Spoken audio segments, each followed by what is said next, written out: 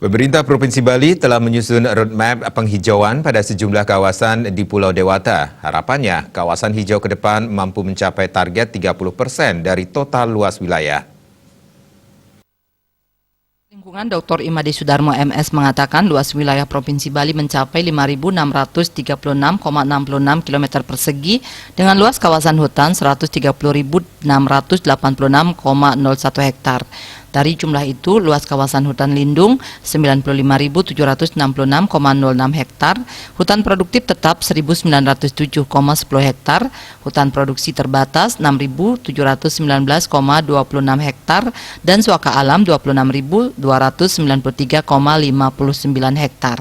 Dikatakan dari angka-angka tersebut, maka luas kawasan hutan di Provinsi Bali saat ini sebesar 23,185% dari luas Pulau Bali. Untuk mencapai 30% atau lebih, memerlukan upaya yang keras dan sungguh-sungguh.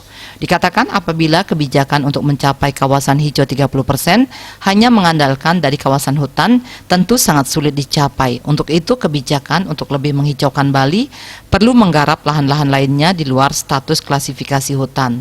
Roadmap Bali Hijau perlu dirumuskan dan disusun yang ditindaklanjuti dengan peraturan pelaksanaannya. Menurut Sudarmo, langkah awal dalam penyusunan roadmap adalah mengidentifikasi jenis lahan yang akan dihijaukan, lokasi lahan, pemilik lahan, dan jenis tanaman penghijauan.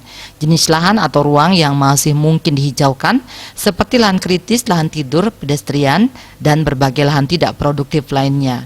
Terkait dengan status kepemilikan lahan yang akan dihijaukan, potensi besar ada di hutan rakyat yang tidak hanya berfokus pada tanaman kayu atau HHBK, hasil hutan bukan kayu, tetapi juga membudidayakan tanaman lain yang memberikan manfaat ekonomi secara langsung pada kehidupan masyarakat.